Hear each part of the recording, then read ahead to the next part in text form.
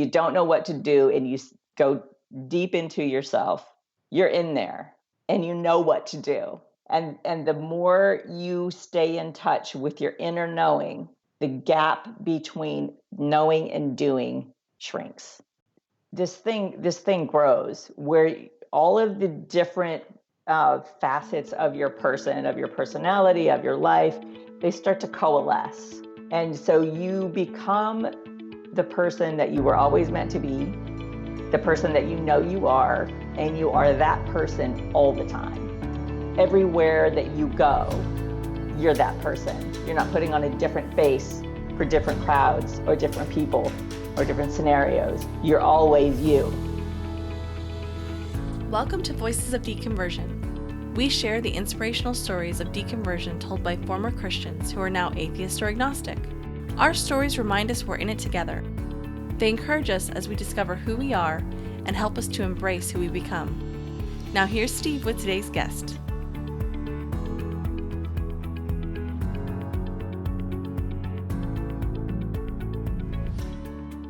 I would like to welcome Ronna Russell to the podcast today. Ronna, thanks so much for joining me. Thanks for having me. Happy to be here. Your book, let's just mention that just right out of the gate here, is The Uncomfortable Confessions of a Preacher's Kid. Yeah. Why don't you just kind of give a quick, 1 or 2 minute kind of summary of what the book addresses and what it's about? Okay. So I was raised a daughter of a Pentecostal preacher, and he was a pretty, driven guy, kind of had a big following, as big as it can be within that sort of small little, I consider it a cult, but so he was a big deal, or he thought he was a big deal, which put a lot of scrutiny on our family. I have 2 sisters, and so that's the bubble we grew up in. Wow. So you have the religious, super oppressed, lots of rules that dictate everyday life, in addition to the scrutiny of being his kid, right? So I was a fairly miserable child and probably not a whole lot of fun to have around ever. And is that a picture of you on the cover? It is, yeah. It made me laugh but I'm sure it's not funny to you in a way, because it's like you looked like you were under a lot of pressure in that picture. Oh, that's an interesting take on it. Yeah, I would say that that's accurate. Okay. There was an awful lot of pressure. Yeah, it was really. And I do honestly always seek to find the humor throughout the whole situation, because that's just how I cope with it. And when you're writing about things that are generally dark, it's just, I think it's helpful to find some humor in there somewhere. Yeah. And it also helps me talk about and write about how ludicrous that little world is. It's just absurd. The expectations are absurd, in addition to being dangerous, particularly for women and children. So humor is important. It's important to me. And there is a lot of humor in the book. I escaped as an older teenager, and I was kind of on my own, and got married young, had a family, because I didn't know what else to do with myself, to be honest. So the book is really about not only the upbringing in that church, but the long-term effect it had on my psyche, really, and my own personal development, and how, even though I left it behind, it followed me for decades, because I didn't really cope with it. I kind of took that, I'm just going to pretend like that didn't happen and I'm normal. but it did happen, and I wasn't. Yeah, it stays with you. It's there. And it directs. It's like it forces you at some point to have to deal with it, Exactly. As a human. Exactly. That's it in a nutshell. And that's the memoir, really, because my lack of dealing with it when I was younger forced me to deal with it later when I was married and had a family. And it was just it was not great, but I managed, I got through it, and I got out of the marriage that I needed to get out of and started over. So that's my story. If you don't have the courage to be honest about what you go through, then you miss an opportunity to connect with other people. And it You seems know, unhealthy. absolutely it Yeah. is. You're just doing more of the same, right? Yeah. I think it's so important what you're doing to provide a format for people to hear stories Yeah. and have conversations, because it's all traumatic. Like you said, it shook up your entire life, Oh man. your worldview, your career, everything. Yeah. I walked away from a 22-year marriage with 4 kids. And Yeah. yeah, I mean, that wasn't the only reason that I got divorced, Sure. but it's how I ended up there. Yeah. Yeah, it really hits every aspect of your life, and it makes you reminded me of just being in class, and because I was under so much stress, like mentally, because Hmm. of everything going on, raising 2 kids and trying to make that work, and we were really young and didn't know what we were doing, and then the Christian Probably didn't stuff, have any money. right? That was another big one. And Right. then yeah, I took out loans to survive at Oh, school just to buy groceries and things, and then yeah. that um, but I was having a lot of like not only was I think having depression issues then, and then I Hmm. realized it years later how bad it was, Hmm. but I was having issues like just processing thoughts. Like I would think of a question in class and raise my hand, and I would really want to ask the question. Like this wasn't just a kind of a passing thought. It was like oh man, I really want to know this, and I raise my hand. They'd call on me, and it was like someone took one of those etch a sketches and just, and I would go blank, and everyone's looking at me, and I got really good at like faking my way out of it, like, oh, never mind, yeah, never mind, or whatever. But it was so embarrassing, and it would happen at work, and it happened for years, and it just slowly Yeah. improved, and now it barely ever happens, but That is so it that messed me up. oh, oh, for sure. That's kind of Yeah, what I no doubt. yeah, yeah. That sounds to me like a really high level of anxiety. Oh my god, my And brain must have been like going like it's yeah, smoking or something, like it's gonna right. malfunction. Yeah. It's gonna blow or Shut down, shut down, shut down. right. Yeah, Yeah. it's crazy, isn't it? And Yeah. we don't recognize. I was just talking to someone the other day about how anxiety shows up for me or depression shows up for me. It's different for everyone, and we're not really taught what that means or how to recognize it necessarily. And it can look so different in different people. For me, it's like just hide. Don't put yourself out there. Don't try to do anything. Don't just under the covers. Stay there. That's where it's safe. And Right. You don't, and playing I small in the don't want to world. do anything, and I lose Hmm. motivation to do anything, even things I Yeah. like, and yeah, Right. Right. Yeah. Yeah. That's it's absolutely paralyzing, what kind happened. of. That's the word. Paralysis is the word. And then also get really fragile. Like somebody says something mean to you on the internet, and you're like, ah, yeah, I can't handle it. It's kind of scary. I don't do it very much, but I put myself out there just a little bit in Hmm. one of my updates that I did on the podcast, a couple months ago, and I'm just waiting to like get attacked or something. Yeah, it's just scary. Yeah. You put it out there, and you're Yeah. like, oh my gosh, the whole world can hear that if they wanted to, and Hmm. you just start worrying, like, why did I do that? What's the point of that? But I know the point of it, because when I hear from people and they're like, I heard so and so's story and it encouraged me so much, and I'm going through it now, and you're like, that's it. And that's Why I'm that's doing why you this. do it. Yeah, Same. that's Same. awesome. I get private messages a whole lot more than I get any kind of public support, because some Yes. of the stuff in my book is so graphic. Mm-hmm. And but I get the private messages from people who have been there, understand, and can relate, and they don't want to admit it, publicly, and I don't Right. blame them. Right. But I get those messages, and then I'm reminded as well. Yeah, that's why. Let's go ahead and get into your story just a little Okay. bit. So, Okay. how would you describe the influence Christianity had on you as you were growing up? Complete. It directed every moment of my life.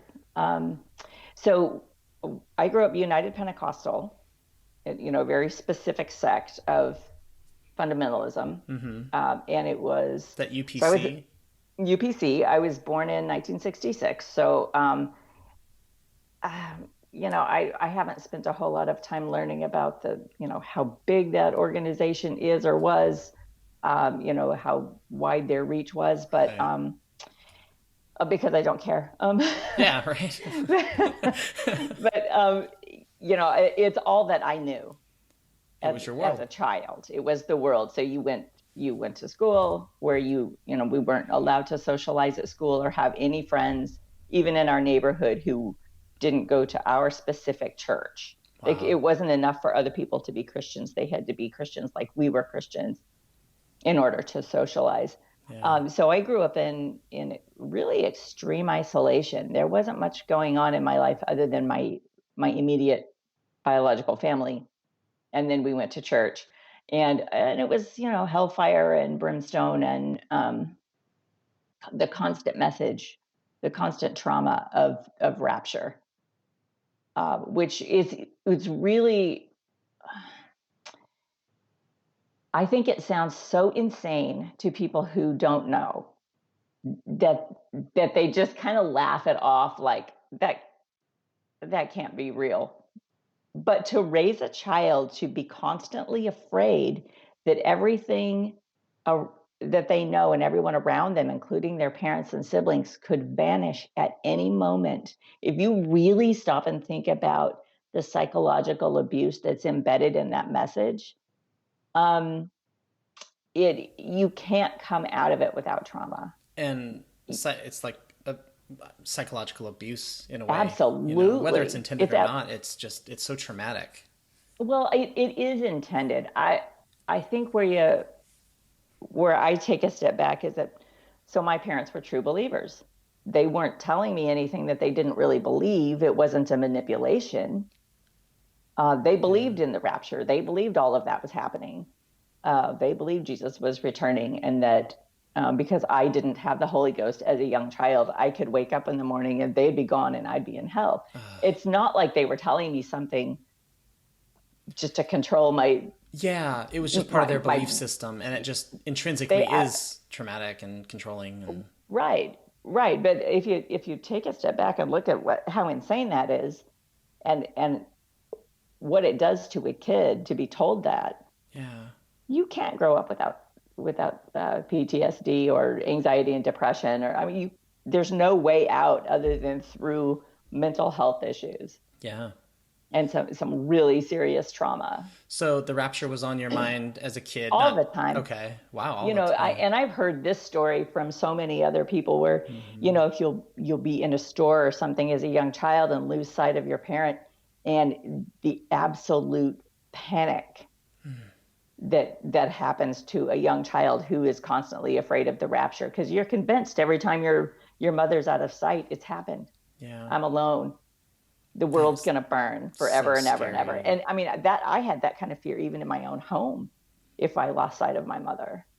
That's so scary to have lived that way. But that was all you knew, so you thought that's just the way things are. Absolutely. Yeah. And then, you have all of the external controls, like, you had to wear the dress and you couldn't cut your hair and you couldn't have a TV. And so the entire world is happening outside your door, and you don't even know anything about it.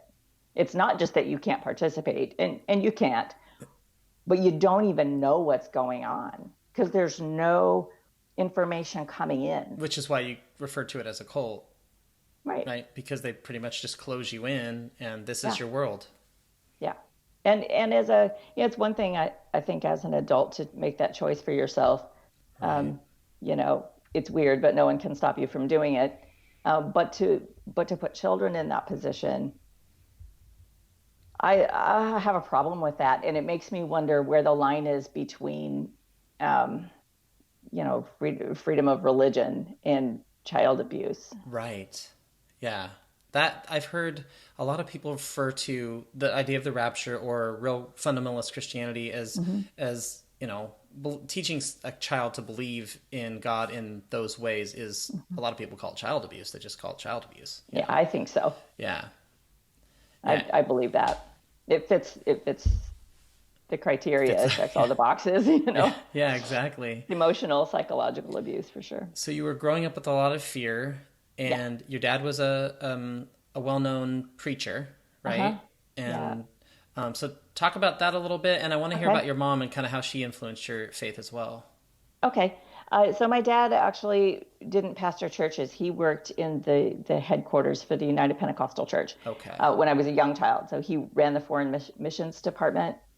So we often had missionaries on furlough staying in our home, which I talk a little bit about in the book. And that was kind of an interesting window into the world. So when I was about 9, 10, he moved to working in Bible colleges. We moved to Jackson, Mississippi, where he took a position at Jackson College of Ministries. And that's kind of where he made a name for himself, if you can call it that. Okay. He was, and then from there we moved to Portland, where he ran CBC, another Bible college. So I was around the whole Bible college Culture scene for years. Yeah. Okay. And it sounds like you moved a little bit as a kid to a few places. Yeah. So it was, St. Louis, and then Mississippi, and then Portland and Vancouver. So yeah, we moved around quite a bit, actually. So you said he was in the foreign missionary he directed the foreign missions program for the UPC. All right, he was like a director when I was a kid. Yeah. Okay. All right. So, something like that. Yeah. Right. And then how did that impact you? I think that was another layer of insanity, because where other church families could just, live their lives and go to church on, Sunday morning, Sunday night, and Wednesday night, and sometimes Fridays, our family lived in this glass house kind of. And I don't know if you're familiar with how preachers' kids are set up to be examples for everyone else. And so a lot of them rebel against that pressure. Yeah. So there's a weird scrutiny on preachers' kids. Everyone's watching to see if you step out of line, and everyone's talking about you. And especially in a church like yours, I think. Yeah. Yeah. Go ahead. I didn't mean to cut you off. Yeah. No, it's okay. It's just a very strange. It's like growing up the child of a celebrity, and it's so weird because you have, from inside that bubble, you have no idea that how tiny this little bubble is. You don't know that your dad's not well known on a large scale in terms of the world, because this is your world and he's a big deal. He seems pretty important. He seems important in your house, in your church. Yeah. Yeah, exactly. Everywhere you go, it's, he's so that's an added piece of stress. So you have this fear, you have this constant probably anxiety and stress of knowing that, there's more scrutiny on you than the average Christian kid in that everyone's church. Watching and everyone's gossiping. Wow. Yeah. So what about your mom? How did she impact your faith? So my mom was a true believer in whatever my dad said God called him to do. It was her duty as a submissive wife to support him. That's her role. And so she never confronted him when he had a really violent temper. And when he went to that place, she wasn't someone that I could turn to for support. Yeah. And my mother's still alive. I love her dearly. I talk to her all the time, and I think that she was as oppressed as anyone. Yeah. I will say she chose to never question it, and still doesn't, and that's her choice. Yeah. So I'm not here to pass my judgment. mother. No, I totally understand that, and it's complicated. I mean, these relationships and this whole going through. I mean, at the end of the day, the relationship is far more important than anything that happened along the road. I agree. Yeah. That's where I'm at 53 years old. That's my truth now. Yeah. Yeah. My parents are both conservative Christians, and they know where I stand now, and they're two of my very favorite people. So you just that's just, it's life. Life's complicated. It's never, everybody doesn't agree with you, on everything, right? So it's like this is just, and you find a way to get along. From her perspective, she accepts that I don't share her faith. I think it's hard for her but she doesn't try to, Push it on you or, nope, she yeah. doesn't confront me about it.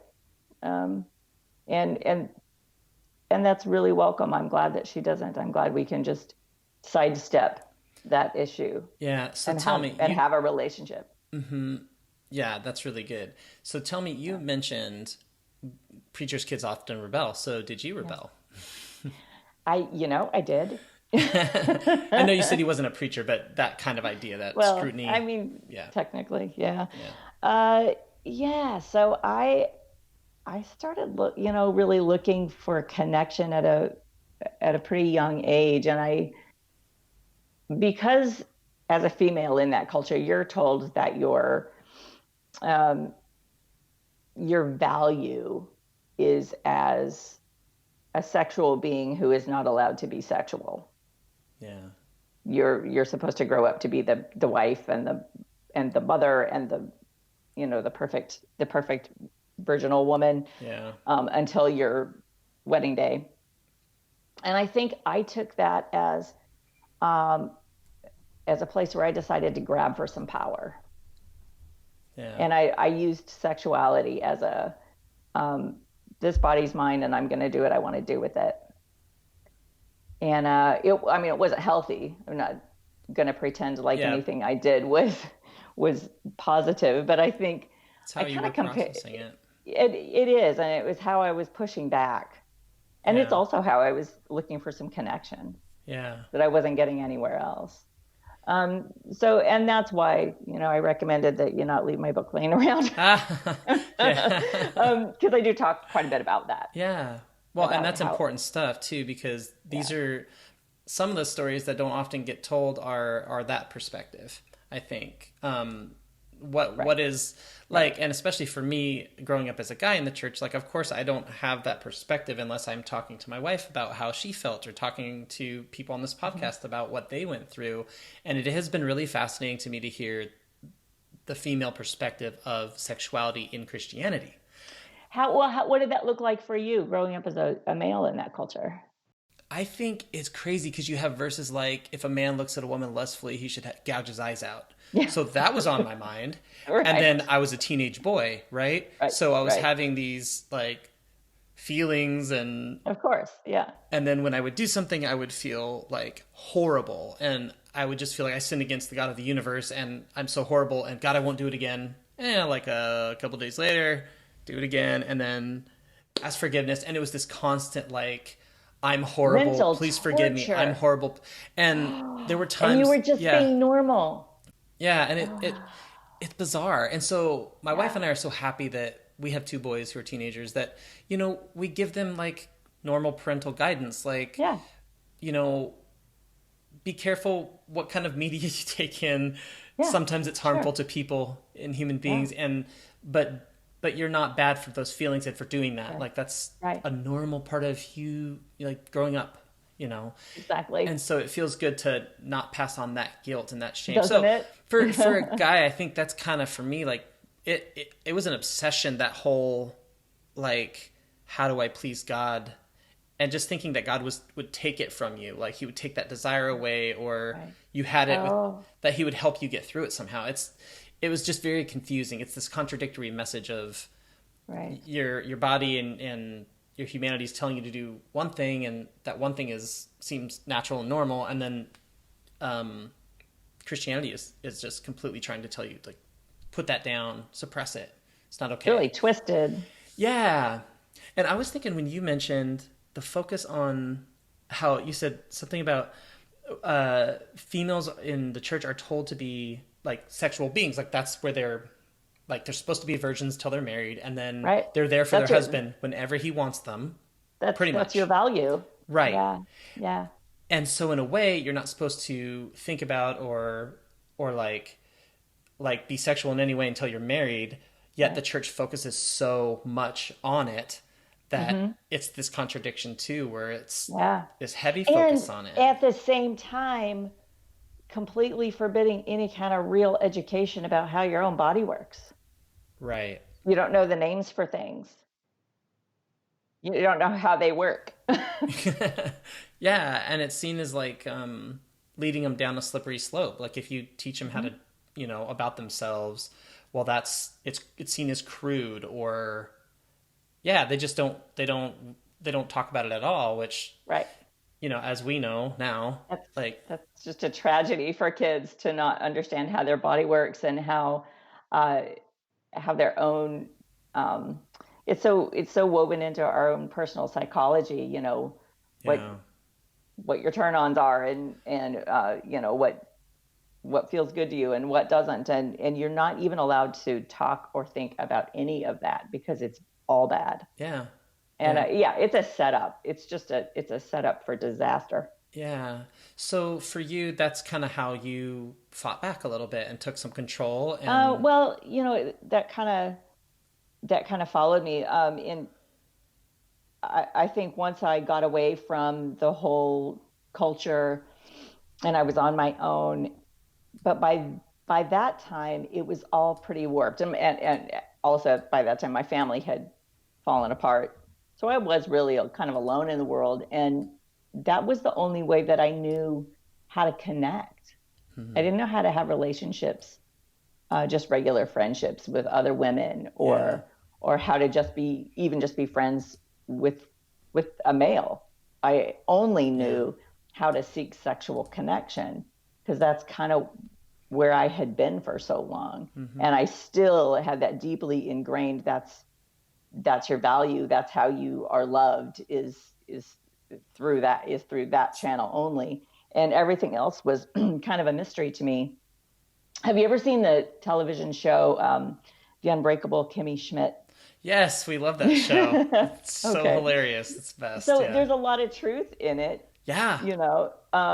So I didn't have her, uh, it's a television show, so she's pretty and funny and sweet, and everybody loves her, and that's not reality. When you burst out into the world and right. you don't know how to function, and you don't know how to get along or talk to people, or Yeah. you don't know how anything works, it's not quite that cute. Um, but there's some similarities there. I related to that show. I watched the first few episodes and was like, well, this hits really close to home. It's hilarious. That's just, it's a really funny show. So witty, Yeah. the Yes. comedy. Yeah.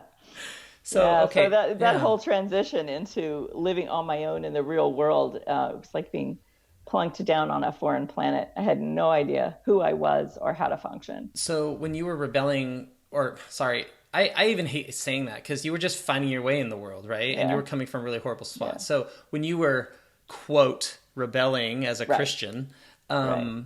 were your parents aware of what you were going, like what you were doing, and how did they respond to it? Not at first. They had their own situation going on because my dad was he was kind of getting squeezed out of the Pentecostal church. He was Okay. too liberal. Oh, wow. Yeah. Like, oh Yeah. boy. Yeah.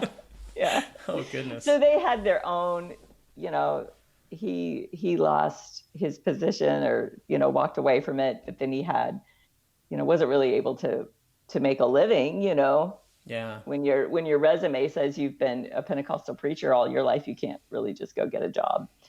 Um, so they had their own monumental issues, So they and weren't then focused on worried about you so much in that sense. They were they trying to were get not their paying a lives whole lot together. of attention. Okay. But they were never engaged parents in that sense anyway.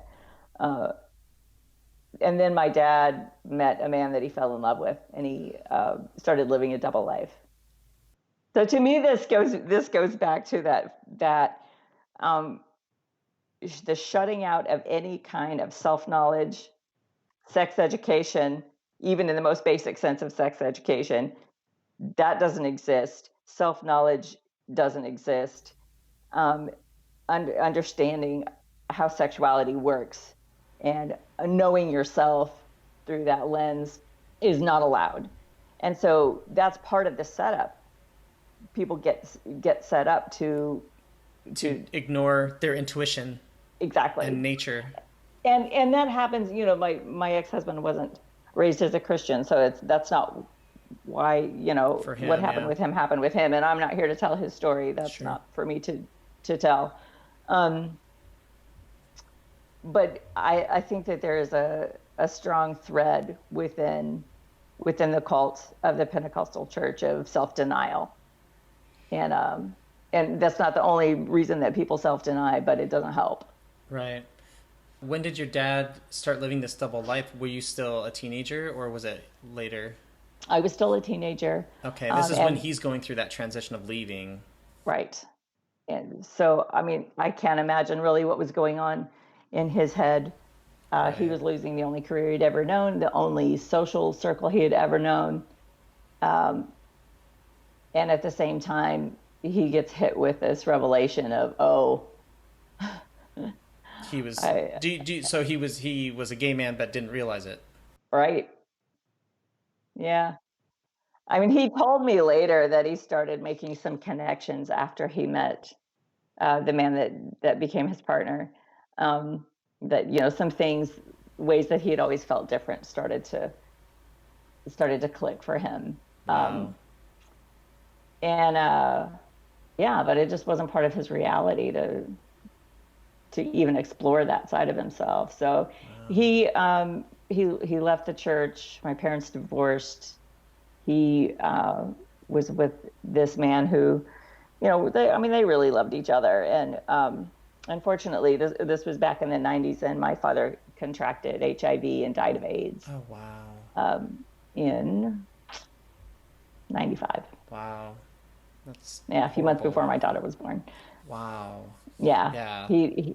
yeah, it That's a was shocker, and that's something that's really hard. Sorry. sad. Yeah, I'm sorry that that happened, and it's so horrible.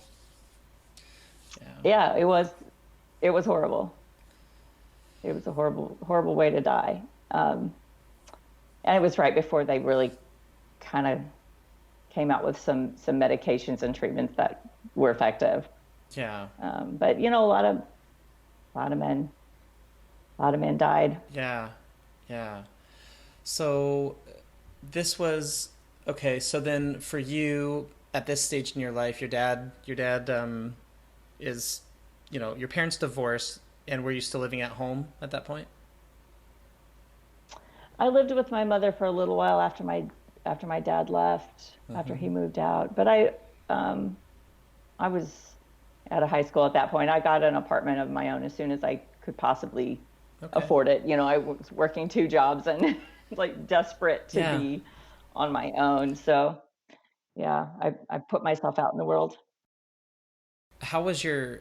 How would you have described your faith? Would you have described it as a personal faith that you had? Were there other aspects of it? Was God scary to you, or was it like a personal relationship with God? It sounds like it was pretty fear based, but how would you have described your faith up to that point in your life? I'm glad you asked that question. Oh, good, I because it's different for know everybody. Yeah. it is. It is. I can't say that I ever believed. As a child, I believed what I was told to believe and didn't know any different. But by the time I was about probably 12 or 13 years old, 13 or 14 for sure, right in that adolescent, developmentally, it's when you start to really become, it's the beginnings of adulthood. Start thinking and You start thinking and start seeing your parents as people and your situation from a little bit of a distance. yeah, I started looking around and realizing that I was not feeling what everyone else was feeling. So it's all, worship services and sermons, it's all emotion based, right? It's all yeah. fear, either the ecstatic worship or the fear based sermons, or, it's all It's all very emotion deeply, based. yeah, it's all emotional. And I'm looking around and I don't know if I, have a little shred of Asperger's, or I mean, I'm not here to diagnose myself, and I haven't bothered to do that, but I definitely had a very emotionally removed black and white view of the world, or I did then. Yeah, And so I'm looking around thinking everyone else is feeling, they're all caught up in this wave of emotion. I'm standing in a room of hundreds, if not 1,000 people, and everyone's weeping and crying and speaking in tongues, and they're all caught up in this thing. And I got nothing. yeah. And so that made me scared. Wow. because that's what kind of what they tell you if you Like, am I can't not feel anything. chosen, or am I like really Yeah, going to hell? Am I just doomed? yeah, Yeah. yeah. Satan's got me. Oh, because I can't feel the thing. I'll Yeah, bet you I've heard enough people talk about kind of their faith to know that there's a lot of people in the church who weren't feeling anything, who weren't feeling that way. They just don't can't talk admit about it. it. Yeah. Right? Yeah. They can't admit it then. They can't admit And it. when they look back on it, sometimes they'll say things like that. I think some people who have a more logical mind, but also believe, and I think my father was one of these people. Um, I think they intellectualize scripture, Yeah. and that's kind of the path they take. That's their inroad Yeah. into the religious experience. Because my parents weren't overly emotional uh, in church services, but I was surrounded by everyone else that was. But they were more of a like, well, let's dissect the scripture, and this means this, and which is probably why you taught Bible college. In what way do you think your Christian upbringing shaped you as you moved out and you became an adult, and grew older? That's really kind of complicated, um, because I came out into the world only knowing what I knew, and I only had the models that I knew, and I knew I wanted to reject everything that had come before. So I was looking for something to replace it with. And I didn't have the means to go to college. Um, so I was just working and kind of fumbling through life, um, and without really any skills for figuring things out other than how to, you know, do a job. And it gave me a mindset of being really, I needed very narrow boundaries in order to feel safe. Oh, wow. Um, like if I was at work, I had like, I became super efficient at any job that I was doing, because if I had this stack of work to do, then I knew what to do next, and I could keep myself on track until 5 o'clock. And I just needed really tight boundaries. And And then control over when your world, maybe? control, yeah, that's the word that I was missing. I needed a lot of control Yeah. over all of that. But then when I was not at work, doing a set of prescribed tasks, socializing was a mystery to me, and I couldn't do it sober. I drank a lot, um, because I couldn't relax enough to even be around people if I wasn't Yeah. drinking.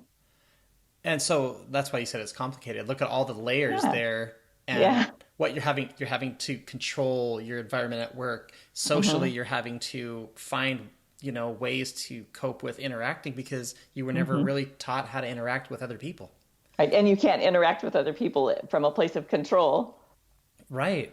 So in order to turn that volume down, required gin, Yeah, yeah, the thoughts in the head, it's like just to quiet my insides. It's just a numbing it's not tool. uncommon, for ex-Christians No. or for anybody. Yeah, no, it's not uncommon at all. Yeah. Not at all. And Yeah. I'm lucky that I didn't end up with a real problem. Yeah. So seriously. So, you had said earlier that you weren't feeling it when you were in church. Mm-mm, So you never really felt it in that sense. mm-mm. Was there ever a time in your life that you kind of were like, oh, I don't think I buy any of that stuff? Or, Yeah. okay, and what time in your That life was that, do you think? adolescence. Okay, so it was Yeah. pretty early when you were like, you know what, I'm not buying it. Hmm. By the time I was in high school, like, nope, this is not for me. None of this is for me. And so then I started just kind of trying to figure out how to disassociate and how to get out, which I didn't really. Those things were not. I wasn't very successful at that in terms of getting out and making a plan for myself in any kind of a healthy way. Um, When you look at that time that you went, like all of that time that, well, look at what you've gone through. What was most helpful to you, do you think, getting through some of those really difficult things, the social interacting and the fear and the just everything that you dealt with, and the having to find control, and what do you think helped you the most through I that? had a very deep sense of myself. I had a very deep sense of knowing that what I was saying was bullshit and knowing that I was right about it. And even though I was scared, and even though I did crazy, stupid things, um, but I also knew that I just had this. It's hard to describe, actually. I don't think anyone's ever asked me this before. There's some piece of myself deep in my head that knows I know who I am. That's awesome. I guess. I think it's really awesome. It's like there's a part of you I deep don't know how inside to. that's just super grounded, that's there, that's just Yeah, solid. yeah. I recently read Glennon Doyle's book Untamed, her new book, which is great. And she talks about the knowing, that part of yourself that you get in touch with when you meditate. That if you don't know what to do and you go deep into yourself, you're in there and you know what to do. And the more you stay in touch with your inner knowing, the gap between knowing and doing shrinks, so that you know what to do in any given situation and you're able to take the action that you know you need to take or want to take. Highly recommend that book. It's really, really great. So I think for me, for a long time, there was the knowing and a huge gap between the doing. Like I know who I am and I know what I want, um and so I would kind of take this straight line. Like I was alone and lost in the world. So what do? I jump into marriage instead of taking the time to figure out who I am, what I really want out of this one amazing wildlife that I have, Yeah. and allowing myself the freedom and the time to figure all of that out. I was so scared and so accustomed to being scared that I just wanted to jump ship and, like, okay, I'm gonna jump on this guy's boat because that seems good, and then jump into having kids, and then another one and another one and another one, and just Hmm. like I'm filling my life with pieces. Like, these are the things I think I want, and I did want them, and obviously I love my children and I don't Yeah. regret any of that because they're all here, and those are the choices that I made. But looking back, I think if I had, when I was a young adult alone in the world, if I had access to things like therapy or education, or some kind of help along the way, Yeah. I probably would have made very different choices, Yeah. or at least postponed those choices until I was more ready to take the responsibilities on. Yeah. I just think, like, it's such a human thing to just come out of a difficult situation and just be living like in the moment, in a sense, Hmm. and just taking Hmm. every step as it comes. And oh, okay, well, and also this greater societal kind of expectation that this is the way most people's lives kind of go, and so we just kind of Right. absorb that and go, oh yeah, I'm supposed to get married now. Oh yeah, I should have kids now. Oh, Yeah. we should buy a Yeah. house now. We should get a dog now. It's like Yeah. we just fall Yeah. into these, and it works for a lot of people, but for some Right. people, like following the script, Exactly. You you just don't roll realize you're along and doing do it. the things. You don't realize you're doing it. Yeah. So how old were you when you got married? 23. Okay, so you got married pretty young, about 23 years old. And how many kids did you end up having? 4. Four. Okay. Yeah. And you stayed in the marriage for about 22 years. Hmm. And your husband was not raised religious. Did you Right. raise your kids religious? Right. No, not at all. Okay. I walked away when my parents divorced and I was on my own in the world. I just completely abandoned any pretense of belief or going to church, or, I mean, they pressured me to try to do it, but I was on my own and they couldn't make me anymore. So I didn't, I quit. Yeah. So, my ex-husband didn't come from a religious background. And so we did not raise our children with religion at all.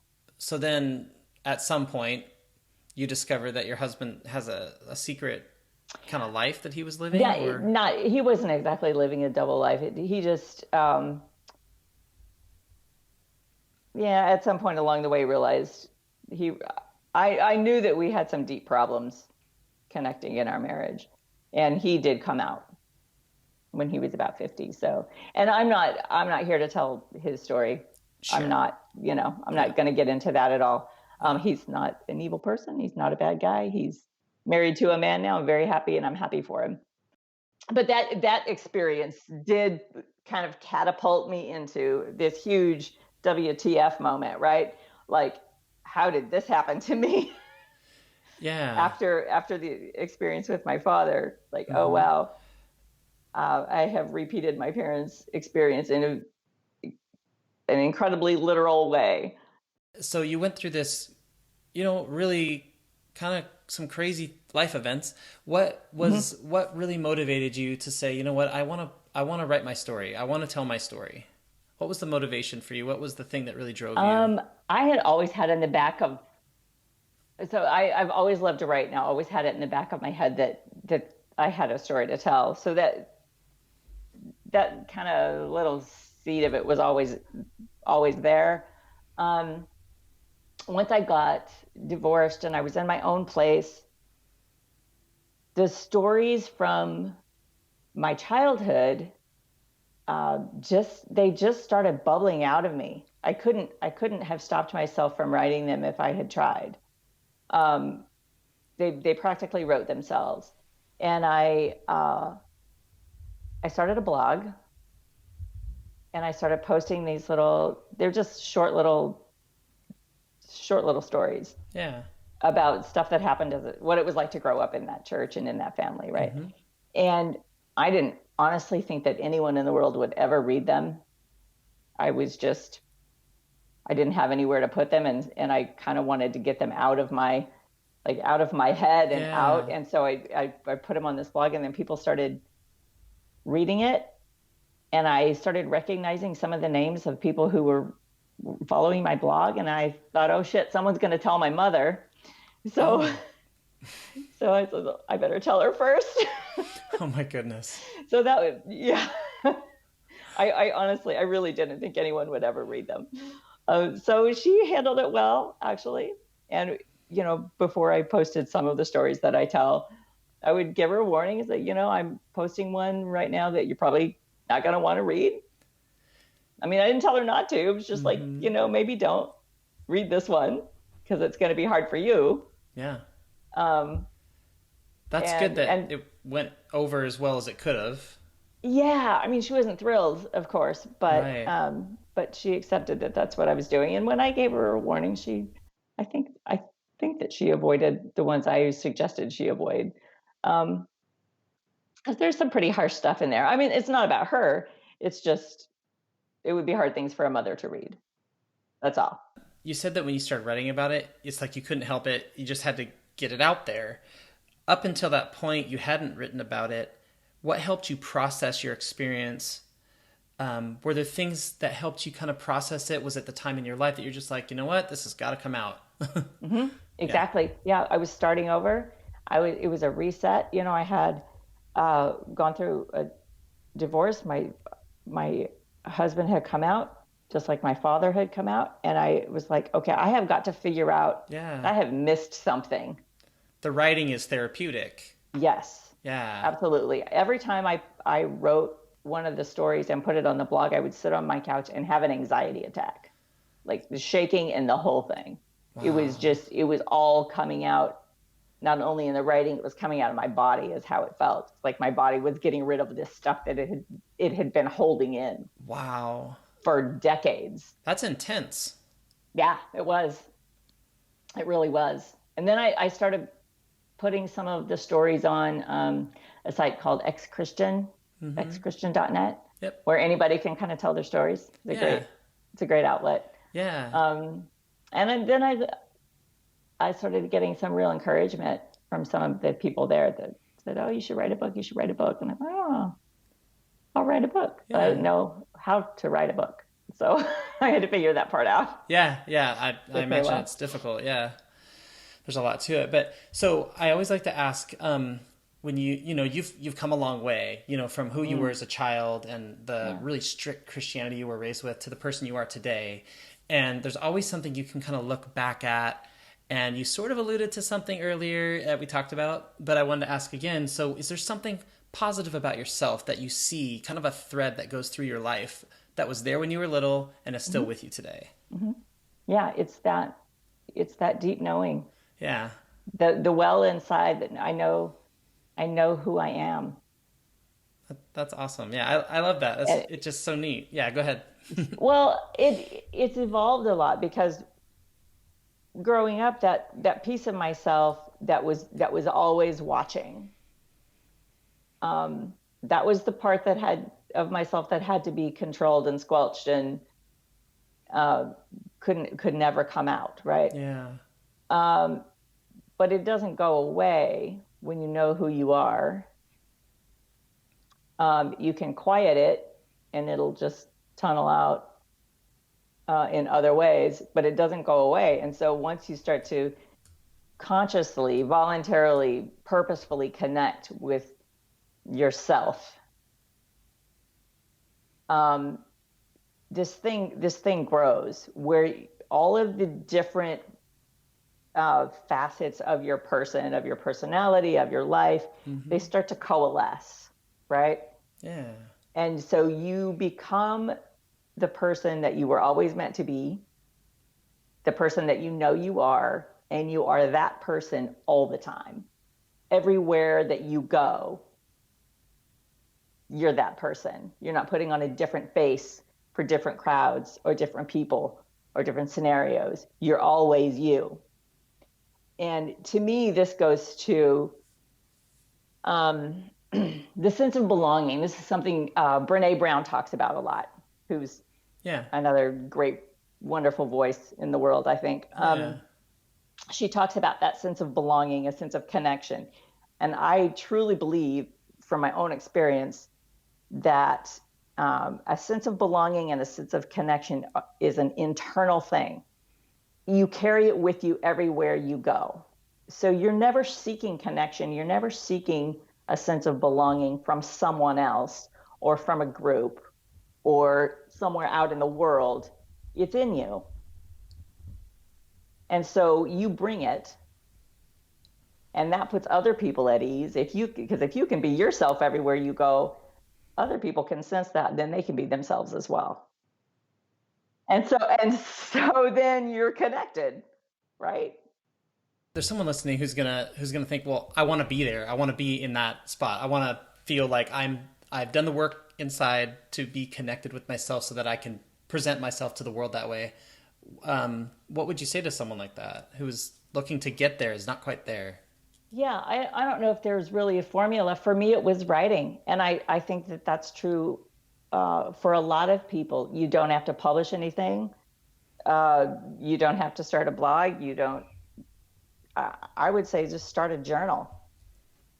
Um, write down what you're thinking, and then start reading other people's stories that you think you might connect with. There are thousands and thousands of women writing memoirs right now. It's a huge, booming field in literature. Find some stories from some people who you think you might connect with, and start reading other women's stories. If we're That's talking cool. about a Yeah, woman, no, most I was men like, don't read it's memoir. almost like women's stories weren't being told. They weren't. Welcome to the patriarchy. Right? It's like, huh, that's There weird. was no venue. Yeah, women have never been free before to tell our stories, Yeah, especially on such a public platform. I'd say seek them that's out. I awesome. mean, Brene Brown is a great resource. Glennon Doyle is a great resource. Um, my book, frankly, is not for everyone. It's sexually graphic, and that puts some people off. but the people that need it read it.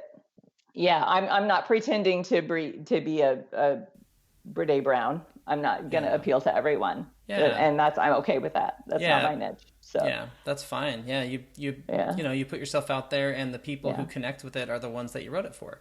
Yeah, exactly. And I think another thing that besides journaling, which I really do think works for a whole lot of people, to just kind of, because it when you see how you feel in writing, you're like, oh yeah, and then you can shred it or burn it if you really don't want anyone else to read it. You don't have to put it out. It doesn't have to be for public consumption. Right. It just helps you get it out of you and on paper. And it's like external now. It's something you can look at, not just experience. Yeah. Trauma and stress live in the body. You may be able to intellectualize your experience, but you're still carrying it literally within your body. And until you get it out, it's still in there.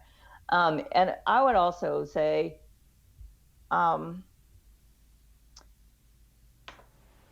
give yourself a minute.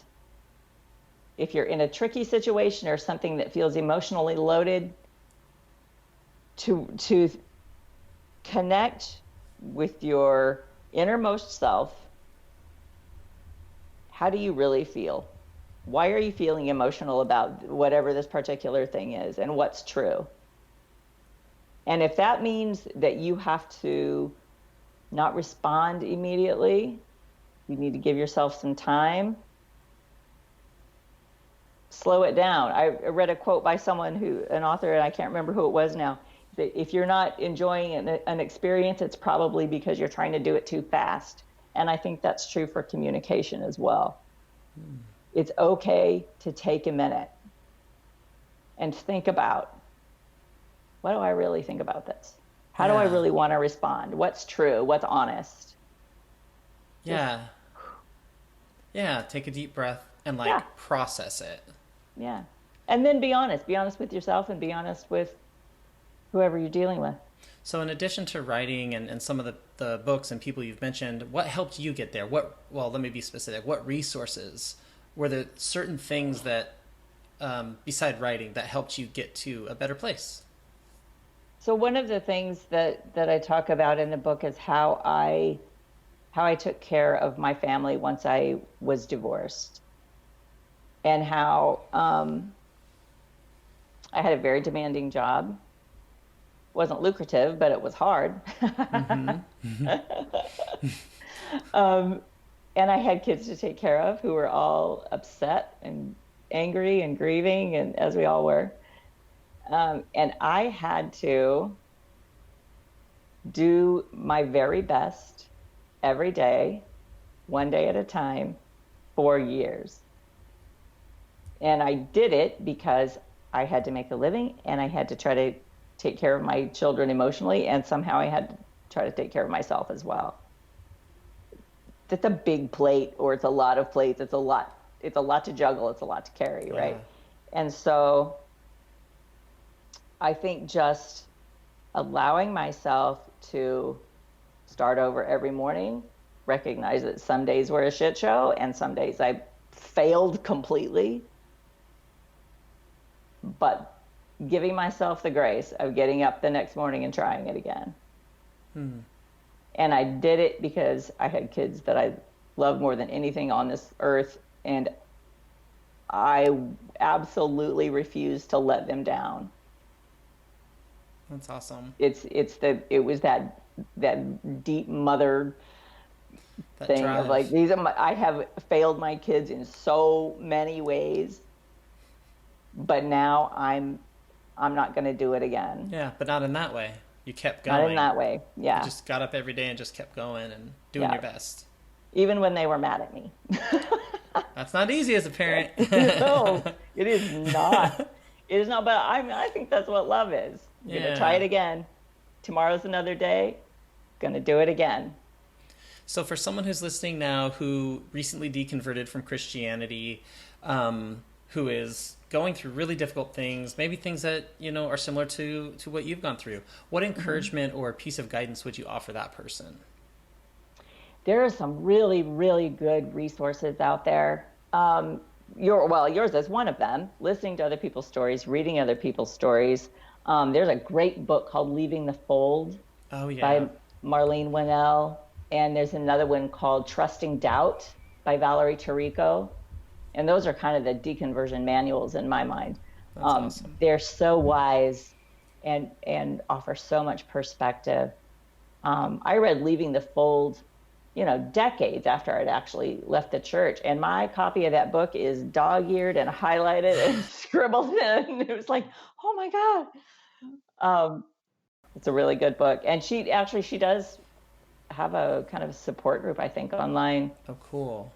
She has a There's a website, so is it probably on the website, I guess? Or, yeah. I think that they do kind of a group, support group sort of thing. Cool. So there are lots of podcasts like this one. There's some really good websites. There's lots of good books. There's lots of good stories from other people. And so I think connecting to all of those things and read, Yeah. One of the things that I discovered when I started writing was that so many people share my experience, and I never knew that.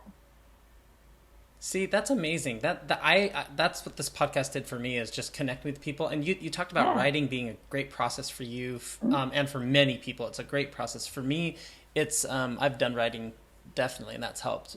This podcast, talking to people about their stories, hearing them, has helped me. Like right. Other people who were like, "Thank you for the podcast." Like, I want to be like, "No, thank you. Yeah, thank you for being on the podcast," right. because that's what helps me process it too. It's a two-way street, It's really helpful hearing people, talking to people, all of that. Mm-hmm. Yeah, just I would say anyone listening, know you're not alone.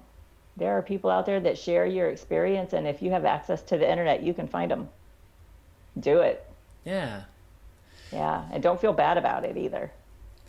So is there anything that you would like to say, or that you'd like to tell people that we haven't really touched on yet? Gosh, I feel like we've covered a lot of territory. I think that it's never too late to know yourself. It's never too late to be happy. And even though it's not easy, so give yourself the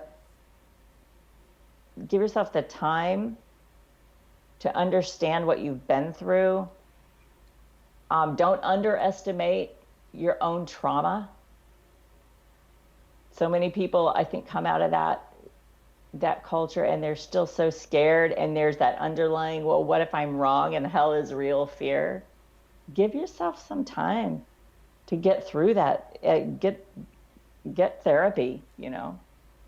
I think everybody coming out of it needs a really good therapist. I really do. And there's no shame in it. All of the things that you were told to feel bad about, give all of that the finger. All of it. All of it can fuck all the way off. Yeah, just let it go. Oh, and if you, here, this is my book, The Uncomfortable Confessions of a Preacher's Kid. It's on Amazon, $17.95. It's available on Kindle. And, fair warning, it's graphic. If that's not for you, then skip it. It sounds like a great book, and it sounds like it's already helped lots of people. So I feel like it has. And if anyone wants to read it and would like to skip some of the graphic details, the very first chapter is pretty graphic. So if you just start with chapter 2, then your eyeballs won't burn out. What's the best way for people to get in touch with you? Well, let's see. So my book's on Amazon. I can be contacted there. I have a blog. It's just ronnarussell.com, where I used to tell my stories, and once in a while I still do. I write some other stuff, and I also do some book reviews now, because I feel like most of my audience is people who share my background, and I've kind of told my stories from the UPC, but I can certainly be emailed through the website. If somebody wanted to get in touch with me. I'm on Facebook as well, and Instagram. Awesome. That's perfect. Yeah. Well, Ronna, I so appreciate your time, and am so Thanks for grateful. having me. Yeah, that you came on and talked about your story, Thank you. and yeah, it was really wonderful to hear, very inspirational, and so Thank you. Thank you again. It was very nice. Well, thanks for having me. It was really fun.